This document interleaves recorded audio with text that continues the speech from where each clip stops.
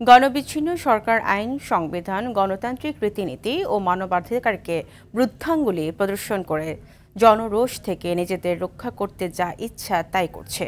গণবিচ্ছিন্ন সরকার আজ ইতিহাসের নির্মম ও বর্বর হামলা, গণহত্যা চালিয়ে গণশত্রুকে পরিণত করেছে। গণমাধ্যমে পাঠানো বিবৃতিতে কথা জানান বিএনপি মহাসচিব মির্জা ফখরুল ইসলাম আলমগীর। নিজেরা আইন শৃঙ্খলা বাহিনী ও ছাত্রলীগ যুবলীগের ক্যাডার দিয়ে গণহত্যা, নৈরাজ্য চালিয়ে নির্লজ্জ শোকের নামে মায়াকান্না করল প্রতিবাদী শিক্ষার্থীরা ও আপামর জনসাধারণ তা প্রত্যাখ্যান করে ঐক্য জানান দিয়েছেন বলেও বিবৃতিতে উল্লেখ করা হয়। আটক শিক্ষার্থী ও তাদের অভিভাবক, বিএনপি ও অন্যান্য বিরোধী দলের নেতাকর্মী এবং নিরীহ জনসাধারণের নিঃশর্ত মুক্তি দাবি করেন বিএনপি মহাসচিব।